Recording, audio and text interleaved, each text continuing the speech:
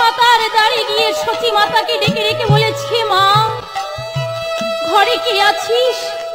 বাহিরে এসে দেখ, আমি একজন ক্ষুধার্ত অতিথি ঠাকুর। দয়া করে তুই কি পারবি আমাকে এক মুষ্ট খেতে দিতে? মা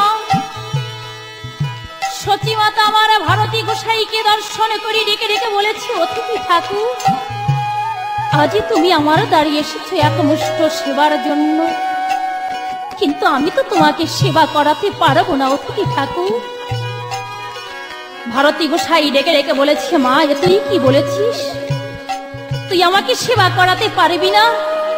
তাহলে আমি কি তোর দ্বার থেকে বিফলে চলে যাব? বল মা। সতী মাতা ডেকে ডেকে বলেছে, ওগো অতিথি ঠাকুর, তুমি তো জানো না পূর্বে তোমার মতো একজন অতিথিকে স্থান দিয়ে আমার প্রাণের স্বরূপ বিশ্বরূপকে আমি জন্মের মতো হারিয়েছি। তাই তো সেদিন থেকে প্রতিজ্ঞা করেছি, জীবনে যতদিন বেঁচে থাকবো আমি আর কোনোদিন অতীত সেবা করব না ঠাকুর।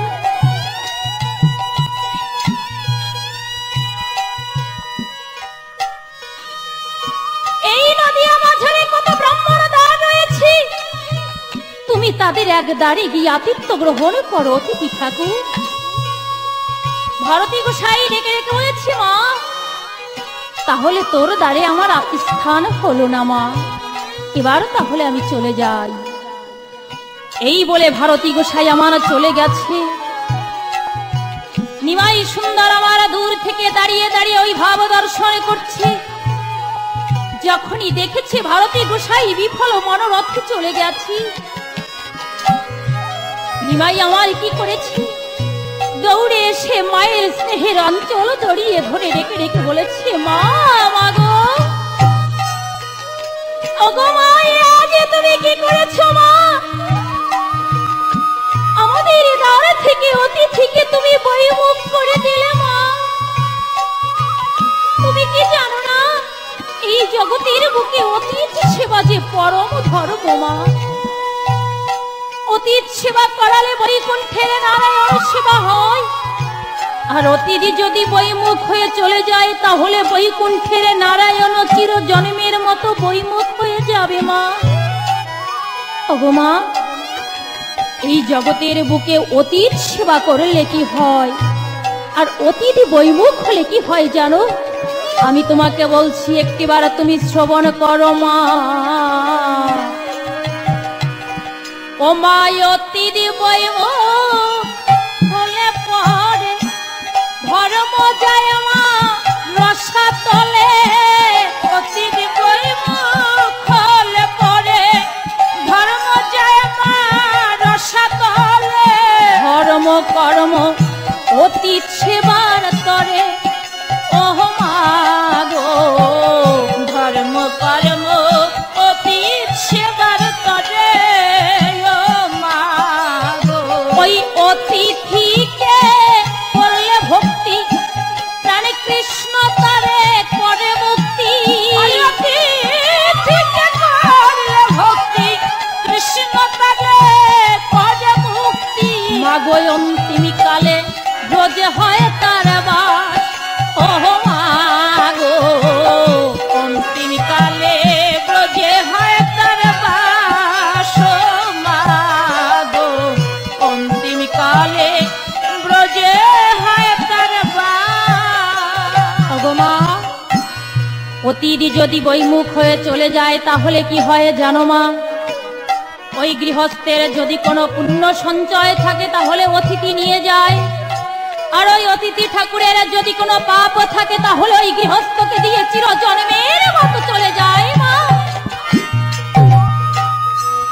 আজই তুমি সেই অতিথিকে আমাদের এই গৃহ থেকে বহির্মুখ করে দিলে। মাগো তুমি বড় ভুল করেছো মা, বলো না আজই কেন তুমি অতিথিকে আমাদের গৃহে আশ্রয় দিলে না? মা সতী মাতা আমার রেগে রেগে বলেছি, নিমাই রে তুই তো জানিস না রে নিমাই, পূর্বে এমনি মতো একজন অতিথি ঠাকুরকে স্থান দিয়ে আমার প্রাণের স্বরূপ বিশ্বরূপকে আমি জন্মের মতো হারিয়েছি। তাই তো সেদিন থেকে প্রতিজ্ঞা করেছি, জীবনে যতদিন বেঁচে থাকবো আমি আর কোনোদিন অতীত সেবা করব না রে নিমাই। নিমাই আমার ডেকে ডেকে বলেছে, মা মাগো তুমি এ কথা বলো না মা, অতীত সেবা করে তোমার বড় সর্বনাশ হয়েছে, কিন্তু এখনই কেন স্থান দেবে না বলো?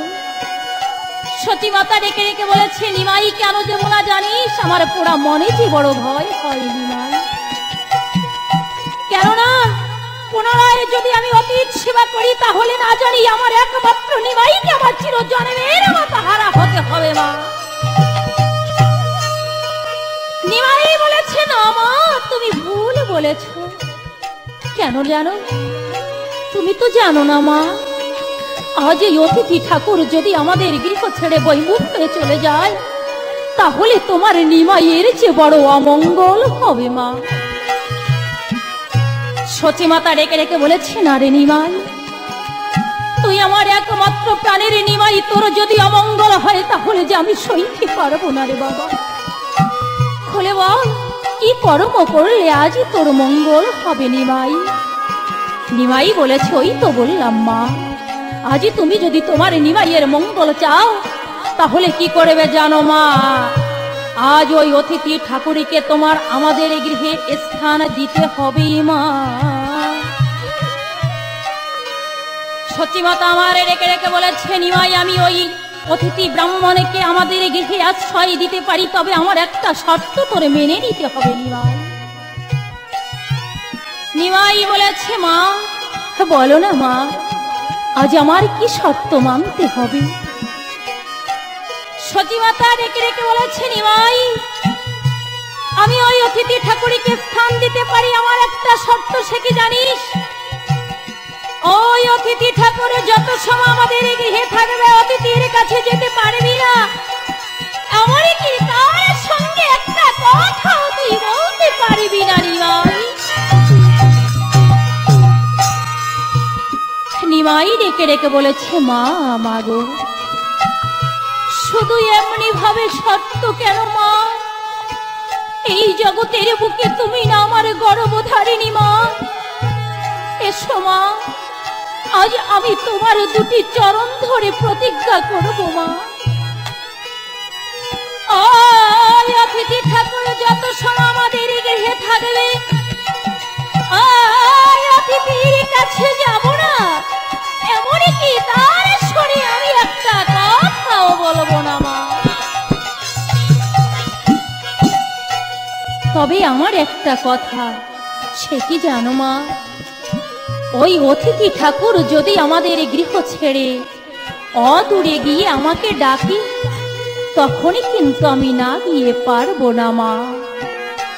সচী মাতা ডেকে ডেকে বলেছে, নিমাই রে তাই হবে নিমাই।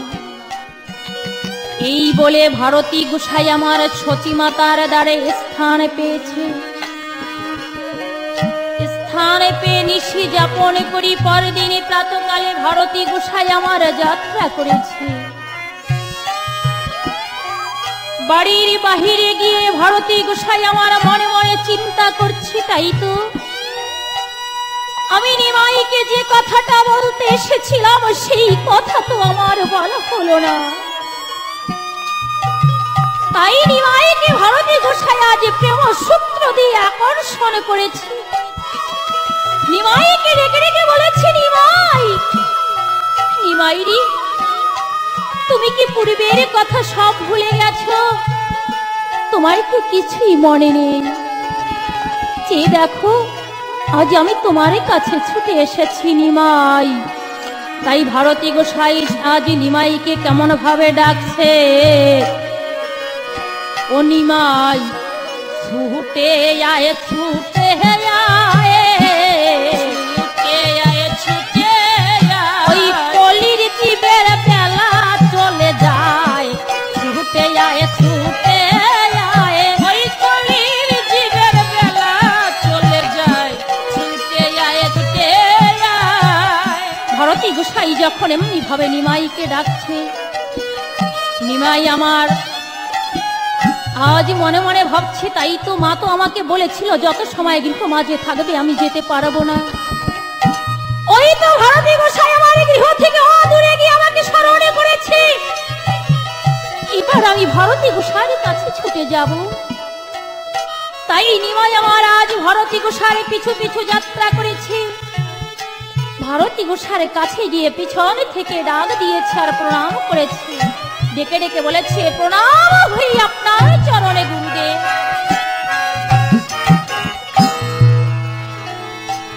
ভারতী গোসাই আমার ডেকে ডেকে বলেছে, বাবা নিমাই তুমি এসেছো? বাবা তুমি কি পূর্বের কথা সব ভুলে গিয়েছো? বলো নিমাই, তুমি না আমাকে কথা দিয়েছিলে গুরুদেব কলিতে গিয়ে হরির নাম মহামন্ত্রস্ত্র দিয়ে পাপাচ্ছন্ন কলির জীবকে আমি উদ্ধার করব, সে কথা কি তোমার মনে নেই নিমাই? নিমাই বলেছে, না গুরুদেব আমি কিছুই ভুলে যাইনি, সবই আমার মনে আছে, আর ভুলে যাইনি বলে আজ আমি আপনার শরণাগত। এবার আমাকে সন্ন্যাস মন্ত্রে দীক্ষিত করুন গুরুদেব। ভারতী গোসাই আমার ডেকে ডেকে বলেছে, নানা নিমাই তোমাকে আমি কেমন করে